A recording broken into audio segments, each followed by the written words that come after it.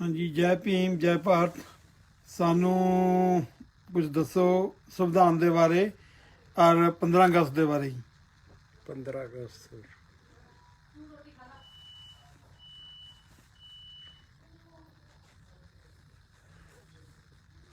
अमरीका आउण ते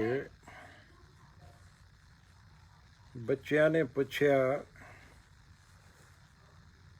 कि आप इंडिया तो अमरीका च आए हो, इंडिया दे विच 15 अगस्त मनाया जा रहा है, कुछ उस दे बारे जानकारी दसो। ये 15 अगस्त जो देश विच मनाया जाता है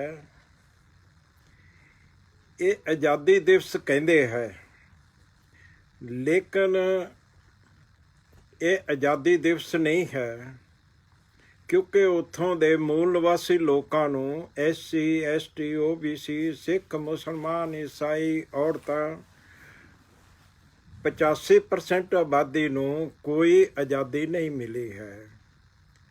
ये मैं नहीं कह रहा, ये बाबा साहब डॉक्टर भीमराव अंबेडकर ने भी ये गल पटियाला शहर विच 27 अक्टूबर 1951 नूं एक जन सभा नूं संबोधित करते हुए दस्या कि पावर ऑफ ट्रांसफर हुई है।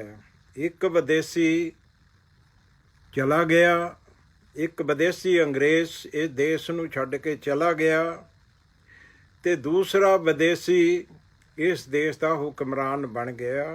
इसलिए पावर ऑफ ट्रांसफर हुई है।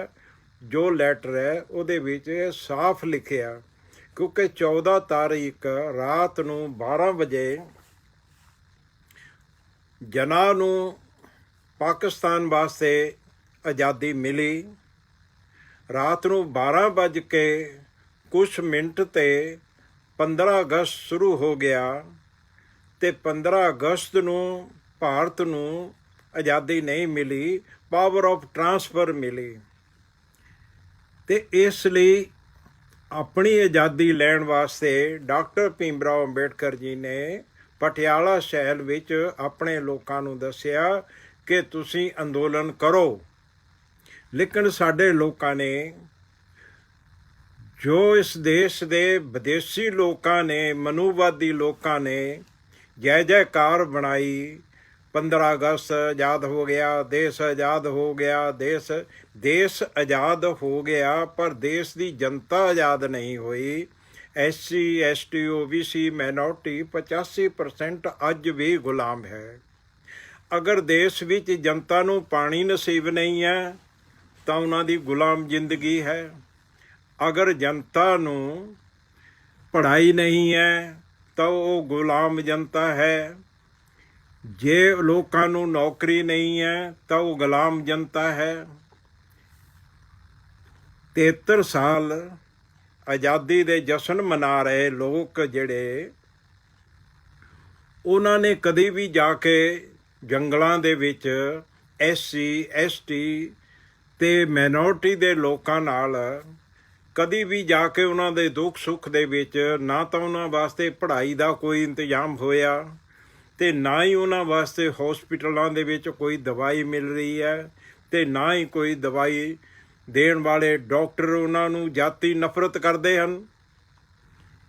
ते जिस दे नाल ये देश वासियां नूं एवें ही अफवाह उडाई जाती है, देश आज़ाद हो गया, देश आज़ाद हो गया। ये नहीं समझ विच आ रहा। साडे पढ़िया लिखिया वर्ग अज तां 100 साल बाद इस देश दे विच पढ़ाई दे बदौलत, इस संविधान दे बदौलत इस देश दे लोग तकरीबन 65-66% पढ़ गए ने। वो पढ़े ही लोगों ने अपने लोगों तक जाके नहीं दसिया कि भई इत्थे विदेशी लोग अज भी राज करते हैं। उन्हां पढ़े लिखे लोगों को भी पता नहीं है कि आर्या कौन है। जद कि इस देश दे विच एक DNA रिपोर्ट आई 565 पिंडां दे विच जाके उहदी रिपोर्ट दे राही पता लग्या कि ब्राह्मण बाहर तो आए हुए विदेशी लोग है ਤੇ ਜਿਨ੍ਹਾਂ ਨੇ ਇਸ ਦੇਸ਼ ਦੇ ਵਿੱਚ ਕਿੰਨੇ ਹੀ ਸੰਗਠਨ 132 ਸੰਗਠਨ ਇਸ ਦੇਸ਼ 'ਚ ਬਣਾਏ ਹੋਏ ਆ, ਜਿਹੜੇ ਕਿ ਹਰ ਜਗ੍ਹਾ ਦੇ ਉੱਤੇ ਇਹਨਾਂ ਨੇ ਜਾਲ ਵਿਛਾ ਰੱਖਿਆ ਹੈ, ਇਸ ਦੇਸ਼ ਨੂੰ ਦੁਬਾਰਾ ਗੁਲਾਮ ਬਣਾ ਰੱਖਿਆ ਹੈ। ਅੱਜ ਵੀ ਇਸ ਦੇਸ਼ ਦੇ ਵਿੱਚ ਆਮ ਜਾਤੀ ਲੋਕਾਂ ਦੇ ਵਿੱਚ ਜਾਤੀ ਸੰਗਠਨ ਹੈ, ਲੇਕਿਨ ਦੋ ਜਾਤੀਆਂ ਆਪਸ ਵਿੱਚ ਇਕੱਠੀਆਂ ਹੋ ਕੇ ਕੋਈ ਵੀ ਦੇਸ਼ ਦੇ ਸਰਕਾਰ ਤੋਂ ਕੋਈ ਕੰਮ ਕਰਵਾਉਣ ਲਈ ਤਿਆਰ ਨਹੀਂ ਹੈ। ਇਸ ਦੇਸ਼ ਦੇ ਲੋਕਾਂ ਨੂੰ ਇਹ ਨਹੀਂ ਪਤਾ ਕਿ ਇਹ ਦੇਸ਼ ਦੁਬਾਰਾ ਗੁਲਾਮ ਹੋ ਚੁੱਕਿਆ ਹੈ। ਇੱਥੇ ਹਰ ਬੰਦੇ ਦੀ ਪੜ੍ਹਾਈ ਖਤਮ ਹੋ ਗਈ ਹੈ। ਉੱਚੀ ਜਾਤੀ ਦੇ ਲੋਕਾਂ ਵਾਸਤੇ ਪੜ੍ਹਾਈ ਹੈ, ਗਰੀਬ ਜਨਤਾ ਦਾ ਪੜ੍ਹਾਈ ਦਾ ਸਕੂਲ ਵੀ ਬੰਦ ਹੋਣ ਜਾ ਰਹੇ ਨੇ, ਪ੍ਰਾਈਵੇਟੇਸ਼ਨ ਆ ਗਿਆ, ਇੱਥੇ ਸਾਰਾ ਕੁਝ ਵੇਚ ਦਿੱਤਾ ਗਿਆ। ਇੱਥੇ ਰੇਲਵੇ ਵੇਚਤੀ, ਇੱਥੋਂ ਤੱਕ ਹਵਾਈ ਜਹਾਜ਼ ਵੀ ਵਿਕਣੇ ਸ਼ੁਰੂ ਹੋ ਗਏ, ਹਵਾਈ ਅੱਡੇ ਵਿਕ ਗਏ। ਇਸ ਦੇਸ਼ ਦੀਆਂ ਰੇਲ ਗੱਡੀਆਂ, ਮਾਲ ਗੱਡੀਆਂ ਜੋ ਗੌਰਮੈਂਟ ਦੀ ਚੀਜ਼ ਸੀ, ਸਭ ਨਾਂ ਦੀ ਗੌਰਮੈਂਟ ਨਹੀਂ ਰਹੀ। ਹਰ ਜਗ੍ਹਾ ਤੇ ਉੱਤੇ ਪ੍ਰਾਈਵੇਟੇਸ਼ਨ ਬੜੇ ਬੜੇ ਅਮੀਰ ਲੋਕਾਂ ਦਾ ਰਾਜ ਦੁਬਾਰਾ ਸ਼ੁਰੂ ਹੋ ਗਿਆ ਹੈ। ਆਮ ਜਨਤਾ ਨੂੰ ਕੰਮ ਨਹੀਂ ਦਿੱਤਾ ਜਾਂਦਾ। ਲੱਖਾਂ ਲੋਕਾਂ ਦੇ ਰੁਜ਼ਗਾਰ ਬੰਦ ਹੋ ਗਏ, ਬੜੇ ਬੜੇ ਮਹਿਕਮੇ ਖਤਮ ਕਰ ਦਿੱਤੇ ਗਏ। ਇਹਨਾਂ ਮਹਿਕਮਿਆਂ ਦੇ ਰਾਹੀਂ ਜਨਤਾ ਨੂੰ ਕੰਮ ਮਿਲਿਆ ਸੀ, ਸਾਰੇ ਮਹਿਕਮੇ ਪ੍ਰਾਈਵੇਟ ਕਰ ਦਿੱਤੇ ਗਏ। ਅੱਜ ਉਹ ਪ੍ਰਾਈਵੇਟਾਂ ਦੇ ਵਿੱਚੋਂ ਜੋ ਸਰਕਾਰੀ ਮੁਲਾਜ਼ਮ ਤੇ ਵੱਡੇ ਦਰਜੇ ਤੇ ਉਹਨਾਂ ਨੂੰ ਭੇਜਿਆ ਜਾ ਰਿਹਾ ਘਰ ਵਾਸਤੇ, ਉਹਨਾਂ ਨੂੰ ਪੈਨਸ਼ਨਾਂ ਦਿੱਤੀਆਂ ਜਾ ਰਹੀਆਂ ਨੇ ਜ਼ਬਰਦਸਤੀ, ਤੇ ਕੁਝ ਲੋਕਾਂ ਨੂੰ ਪ੍ਰਾਈਵੇਟ ਤੌਰ ਤੇ ਤਾਂ ਰੱਖਿਆ ਜਾ ਸਕਦਾ ਹੈ। ਸਰਕਾਰੀ ਮੁਲਾਜ਼ਮ ਬੰਦ ਹੋ ਗਏ। ਸਿਰਫ ਇੱਕ ਜਾਤੀ ਦੇ ਲੋਕਾਂ ਨੂੰ ਹੀ ਸਰਕਾਰੀ ਮੁਲਾਜ਼ਮ ਬਣਾਇਆ ਜਾ ਰਿਹਾ ਹੈ। ਇੱਕ ਬ੍ਰਾਹਮਣ ਜਾਤੀ ਹੈ ਜੋ ਦੇਸ਼ ਦੇ ਹਰ ਮਹਿਕਮੇ ਦੇ ਵਿੱਚ 90% ਨੌਕਰੀਆਂ 'ਚ ਐਡਜਸਟਮੈਂਟ ਹੋ ਗਈ। ਫੌਜ, ਨੇਵੀ, 에ਅਰਫੋਰਸ, ਬੜੇ ਬੜੇ ਕਮਾਂਡਰ, ਬੜੇ ਬੜੇ officer, IAS, PCS, SC, ST, OBC ਦੇ ਭਰਤੀ ਕਰਨੇ ਬੰਦ ਕਰ ਦਿੱਤੇ।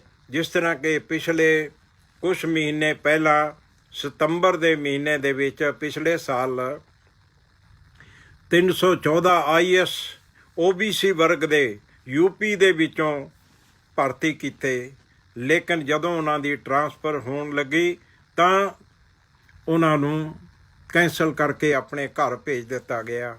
ਤਾਂ ਇੱਥੇ SC, ST, OBC ਤੇ ਜਾਤੀ ਤੇ ਮੁਸਲਮਾਨ, ਸਿੱਖ, ਈਸਾਈ, ਬੋਧੀ, ਇਹਨਾਂ ਨਾਲ ਜਾਤੀ ਵਿਤਕਰਾ ਹੋਣ ਦੇ ਨਾਤੇ ਨੌਕਰੀਆਂ ਤੋਂ ਬਾਹਰ ਕੱਢੇ ਜਾਂਦੇ ਨੇ। ਇਹਨਾਂ ਨੂੰ ਕਾਰੋਬਾਰ ਤੋਂ ਬਾਹਰ ਕੱਢਿਆ ਜਾ ਰਿਹਾ, ਇਹਨਾਂ ਨੂੰ ਵਿਦੇਸ਼ੀ ਘੋਸ਼ਿਤ ਕੀਤਾ ਜਾ ਰਿਹਾ। ਇਸ ਲਈ ਇਹ ਦੇਸ਼ ਦੇ ਵਿੱਚ ਸਿਰਫ ਤੋਂ ਇੱਕ ਜਾਤੀ ਹੀ ਇਹ ਹੁਕਮਰਾਨ ਬਣ ਰਹੀ ਹੈ। ਇੱਥੇ ਜਾਤੀ ਰਾਜ ਚੱਲ ਰਿਹਾ ਹੈ। ਇਹ ਡੈਮੋਕ੍ਰੇਸੀ ਖਤਮ ਹੋ ਚੁੱਕੀ ਹੈ। ਇੰਡੀਆ ਲਫ਼ਜ਼ ਦੇ ਵਿੱਚ ਡੀ ਇਸੇ ਲਈ ਹੈ ਕਿਉਂਕਿ ਡੈਮੋਕ੍ਰੇਟਿਡ ਹੈ। ਇੰਡੀਪੈਂਡੈਂਟ ਦੇਸ਼ ਦੇ ਵਿੱਚ ਡੈਮੋਕ੍ਰੇਟਿਡ ਹੈ। ਦੁਨੀਆ ਦਾ ਸਭ ਤੋਂ ਵੱਡਾ ਇੰਡੀਪੈਂਡੈਂਟ ਦੇਸ਼ ਹੋਣ ਦੇ ਨਾਤੇ ਇਹ ਦੁਨੀਆ 'ਚ ਬਹੁਤ ਮਸ਼ਹੂਰ ਹੈ, ਇੰਡੀਆ, ਦੈਟ ਇਜ਼ ਭਾਰਤ। ਲੇਕਿਨ ਦੇਸ਼ ਦਾ ਪ੍ਰਧਾਨ ਮੰਤਰੀ ਵੀ ਆਰਟੀਕਲ 1 ਭਾਰਤੀ ਸੰਵਿਧਾਨ ਦੇ ਆਰਟੀਕਲ 1 ਦਾ ਵਿਰੋਧ ਕਰਦੇ ਹੋਏ ਹਿੰਦੁਸਤਾਨ ਹਿੰਦੁਸਤਾਨ ਹਿੰਦੁਸਤਾਨ, ਦੁਨੀਆ ਦੇ ਨਕਸ਼ੇ ਵਿੱਚ 200 ਦੇਸ਼ ਹੈ, ਕਿੱਥੇ ਹੈ ਹਿੰਦੁਸਤਾਨ? ਦੇਸ਼ ਦਾ ਪ੍ਰਧਾਨ ਮੰਤਰੀ ਝੂਠਾ, ਇਹ ਦੇਸ਼ ਦੀ ਸਰਕਾਰ ਝੂਠੀ, ਇਸ ਦੇਸ਼ ਦੇ ਮਨੂਵਾਦੀ ਲੋਕਾਂ ਨੇ ਇਸ ਦੇਸ਼ ਨੂੰ ਵੇਚ ਦਿੱਤਾ ਹੈ। ਇਹ ਦੇਸ਼ ਦਾ ਬੇੜਾ ਗਰਕ ਕਰਤਾ। ਇਹ ਕਸੂਰ ਉਹਨਾਂ ਦਾ ਨਹੀਂ, ਉਹ ਆਪਣਾ ਕੰਮ ਕਰ ਰਹੇ ਨੇ। ਲੇਕਿਨ SC, ST, OBC, ਖਾਸ ਕਰਕੇ ਮਾਈਨੋਰਟੀ ਔਰ OBC ਵਰਗ ਦੇ ਲੋਕ ਆਪਸ ਵਿੱਚ ਇਕੱਠੇ ਨਾ ਹੋਣ ਕਰਕੇ ਇਹ ਲੋਕ ਦੁਸ਼ਮਣ ਦੀ ਪਾਲਣਾ ਵਿੱਚ ਲੱਗੇ ਹੋਏ ਆ, ਦੁਸ਼ਮਣ ਦੀ ਸੇਵਾ ਵਿੱਚ ਲੱਗੇ ਹੋਏ ਆ। ਇਹਨਾਂ ਨੂੰ ਸੇਵਾ ਸਿਖਾਇਆ ਜਾਂਦਾ, ਸੇਵਾ ਕਰੋ, ਸੇਵਾ ਕਰੋ। ਚੌਧਰ ਕਰਨ ਦਾ ਠੇਕਾ ਕੋਈ ਹੋਰ ਲਏਗਾ। ਜਦ ਡੈਮੋਕ੍ਰੇਸੀ ਹੈ, ਇਸ ਦੇਸ਼ ਵਿੱਚ ਲੋਕਤੰਤਰ ਹੈ, ਲੋਕਤੰਤਰ ਦੇ ਵਿੱਚ ਸਭ ਲੋਕਾਂ ਦੀ ਹਿੱਸੇਦਾਰੀ ਹੋਣੀ ਚਾਹੀਦੀ ਹੈ। ਕਿਆ 90% ਇਸ ਦੇਸ਼ ਦੀਆਂ ਨੌਕਰੀਆਂ ਦੇ ਵਿੱਚ ਇੱਕ ਜਾਤੀ ਹੀ ਕਾਬਲ ਹੈ? ਅੰਗਰੇਜ਼ਾਂ ਦੇ ਸਮੇਂ ਤੇ 3% ਤੋਂ ਵੱਧ ਬ੍ਰਾਹਮਣ ਨੂੰ ਕੋਈ ਨੌਕਰੀ ਨਹੀਂ ਸੀ, ਤਾਂ ਉਹ ਕਹਿੰਦਾ ਸੀ ਕਿ ਇਸ ਦੇਸ਼ ਦੇ ਵਿੱਚ ਅਗਰ ਬ੍ਰਾਹਮਣ ਜਾਤੀ ਹੈ ਤਾਂ ਇਹ ਸਭ ਤੋਂ ਵੱਡੀ ਬੇਈਮਾਨ ਜਾਤੀ ਹੈ। ਇਹ ਇਮਾਨਦਾਰ ਨਹੀਂ ਹੈ, ਇਸ ਲਈ ਉਹ ਕੋਈ ਵੱਡੇ ਅਫਸਰ ਨਹੀਂ ਬਣਾਏ ਅੰਗਰੇਜ਼ਾਂ ਨੇ। ਉਹਨਾਂ ਨੇ ਹੋਰ ਜਾਤੀਆਂ ਵਿੱਚੋਂ ਸਾਡੇ ਬੜੇ ਬੜੇ ਅਫਸਰ ਬਣਾਏ ਤੇ ਪੜ੍ਹਨ ਦੇ ਅਧਿਕਾਰ ਦਿੱਤੇ। ਇੱਥੋਂ ਤੱਕ ਕਿ ਮੁਸਲਮਾਨਾਂ ਨੂੰ 15% ਹਿੱਸੇਦਾਰੀ ਦਿੱਤੀ। OBC ਵਰਗ ਜਿਹੜਾ ਅੱਜ ਸਿਰਫ 5-6% ਇਸ ਦੇਸ਼ ਦੇ ਵਿੱਚ ਨੌਕਰੀਆਂ ਵਿੱਚ ਰਿਹਾ, ਉਹ 42% ਇਸ ਦੇਸ਼ ਦੇ ਵਿੱਚ ਅੰਗਰੇਜ਼ਾਂ ਦੇ ਟਾਈਮ 'ਤੇ ਰਾਜ ਕਰਦਾ ਸੀ। ਤੇ SC ST 1935 ਤੱਕ 0% ਸੀ, ਲੇਕਿਨ ਅੱਜ ਉਹ 7-8% ਨੌਕਰੀਆਂ 'ਚ ਆਇਆ। ਇਹ ਭਾਰਤੀ ਸੰਵਿਧਾਨ ਦੀ ਦੇਣ ਹੈ, ਜਿਨ੍ਹਾਂ ਨੂੰ ਹਜ਼ਾਰਾਂ ਸਾਲ ਇਸ ਦੇਸ਼ ਦੀ ਔਰਤ ਨੂੰ ਇੱਕ ਪੈਰ ਦੀ ਜੁੱਤੀ ਬਣਾ ਕੇ ਰੱਖਿਆ। ਇਹ ਭਾਰਤੀ ਸੰਵਿਧਾਨ ਦੇ ਬਦੌਲਤ ਉਹ ਇਸ ਦੇਸ਼ ਵਿੱਚ ਇੱਕ ਬੜੇ ਬੜੇ ਇੱਥੋਂ ਤੱਕ ਕਿ ਰਾਸ਼ਟਰਪਤੀ ਦੇ ਅਹੁਦੇ ਤੱਕ ਪਹੁੰਚੀ। ਪਰ ਇਹ ਇਸ ਦੇਸ਼ ਦੇ ਇੱਕ ਜਾਤੀ ਦੇ ਲੋਕਾਂ ਨੇ ਇਸ ਦੇਸ਼ ਨੂੰ ਆਪਣਾ ਸਰਮਾਇਆ ਬਣਾ ਲਿਆ। ਇਸ ਦੇਸ਼ ਦੇ ਉੱਤੇ ਅੱਜ ਮਨੂਵਾਦ ਰਾਜ ਹੈ। ਅੱਜ ਮਨੂਵਾਦ ਦੀ ਆਜ਼ਾਦੀ ਦੀਆਂ ਖੁਸ਼ੀਆਂ ਸਾਡੇ ਲੋਕ ਵੀ ਮਨਾ ਰਹੇ ਨੇ। ਸਾਨੂੰ ਆਜ਼ਾਦੀ ਨਹੀਂ ਮਿਲੀ। ਸਾਨੂੰ ਦੁੱਖ ਹੈ ਕਿ ਸਾਡੇ ਲੋਕਾਂ ਨੂੰ ਅੱਜ ਕਾਲੇ ਝੰਡੇ ਦਿਖਾਉਣੇ ਚਾਹੀਦੇ ਸੀ। ਆਪਣੀ ਆਜ਼ਾਦੀ ਦੀ ਲੜਾਈ ਵਾਸਤੇ ਸਾਨੂੰ ਇਕੱਠੇ ਹੋਣਾ ਚਾਹੀਦਾ ਹੈ। ਇੱਥੇ ਜਾਤੀ ਛੱਡ ਕੇ ਇਹ ਸਮਾਜ ਬਣਾਓ। ਇੱਥੇ ਸਮਾਜ ਜਾਤੀ ਨਹੀਂ ਹੋ ਸਕਦੀ, ਕਿਉਂਕਿ ਜਾਤੀਆਂ 'ਚ ਵੰਡੇ ਹੋਏ ਲੋਕ ਆਪਸ ਵਿੱਚ ਮਾਰ ਖਾ ਰਹੇ ਨੇ। ਸਾਡਾ ਦੇਸ਼ ਤੇ ਸਾਡੀ ਜਨਤਾ ਅੱਜ ਗੁਲਾਮ ਹੋਈ ਜਾ ਰਹੀ ਹੈ। ਇੱਕ ਜਾਤੀ, ਇੱਕ ਧਰਮ। ਸਾਡੇ ਲੋਕਾਂ ਨੇ ਹਜ਼ਾਰਾਂ ਧਰਮ ਪੈਦਾ ਕਰ ਰੱਖੇ ਨੇ, ਹਜ਼ਾਰਾਂ ਗਿਣਤੀ ਦੀਆਂ ਜਾਤੀਆਂ ਨੇ। ਦੋ ਜਾਤੀਆਂ ਆਪਸ 'ਚ ਇਕੱਠੀਆਂ ਹੋ ਕੇ ਇਸ ਸਮਾਜ ਦੀ ਬਣਤਰ ਨਹੀਂ ਬਣਾ ਰਹੀਆਂ। ਇਸ ਲਈ ਅੰਦੋਲਨ ਕਰੋ, ਜਾਤੀ ਛੋੜੋ, ਸਮਾਜ ਜੋੜੋ। ਸਾਰੇ ਸਾਥੀਆਂ ਨੂੰ, ਖਾਸ ਕਰਕੇ OBC ਵਰਗ ਦੇ ਲੋਕਾਂ ਨੂੰ ਸਭ ਤੋਂ ਜ਼ਿਆਦਾ ਅੱਗੇ ਆਉਣਾ ਚਾਹੀਦਾ ਹੈ। ਇੱਥੇ ਰਾਜ OBC ਦਾ ਆਉਣਾ ਚਾਹੀਦਾ। SC ਲੋਕ ਸਾਥ ਸਹਿਯੋਗ ਦੇਣਗੇ, ਲੇਕਿਨ OBC ਵਰਗ ਅਗਰ ਇਹ ਬ੍ਰਾਹਮਣ ਦੇ ਮੰਦਰਾਂ ਦਾ ਪਿੱਛਾ ਛੱਡ ਦੇ ਤੇ ਆਪਣੇ ਰਾਜ ਪਾਠ ਦੇ ਵੱਲ ਤੇ ਆਪਣੇ ਬੱਚਿਆਂ ਦੀ ਪੜ੍ਹਾਈ ਵੱਲ ਧਿਆਨ ਦੇਵੇ ਤਾਂ ਇਹ ਬਹੁਤ ਕੁਝ ਵੱਡੀ ਤਬਦੀਲੀ ਹੋ ਸਕਦੀ ਹੈ। ਅਸੀਂ ਆਪਣਾ ਰਾਜ ਪਾਠ ਕਾਇਮ ਕਰ ਸਕਦੇ ਹਾਂ, ਆਪਣਾ ਦੇਸ਼ ਆਜ਼ਾਦ ਕਰ ਸਕਦੇ ਹਾਂ। ਸਾਨੂੰ ਆਜ਼ਾਦੀ ਨਹੀਂ ਮਿਲੀ। ਆਪਣੀ ਆਜ਼ਾਦੀ ਲੈਣ ਵਾਸਤੇ ਸਾਨੂੰ ਅੰਦੋਲਨ ਕਰਨਾ ਚਾਹੀਦਾ ਹੈ। ਅੰਦੋਲਨ ਵਾਸਤੇ ਸਾਨੂੰ ਇਕੱਠੇ ਹੋਣਾ ਚਾਹੀਦਾ ਹੈ। ਸਾਨੂੰ ਬਹੁਤ ਸਾਰੀ ਜਾਤੀਆਂ ਦੇ ਨੁਮਾਇੰਦਿਆਂ ਨੂੰ ਮਿਲ ਕੇ ਇਸ ਦੇਸ਼ ਦੇ ਉੱਤੇ ਬਹੁਤ ਵੱਡੇ ਦਰਜੇ 'ਤੇ ਇਕੱਠੇ ਹੋ ਕੇ ਆਪਣੀ ਸਰਕਾਰ, ਆਪਣੀ ਪਾਰਟੀ ਤੇ ਆਪਣੇ ਲੋਕਾਂ ਦਾ ਰਾਜ, ਆਪਣੇ ਲੋਕਾਂ ਦੀ ਹਿੱਸੇਦਾਰੀ ਬਰਕਰਾਰ ਕਰਨੀ ਚਾਹੀਦੀ ਹੈ।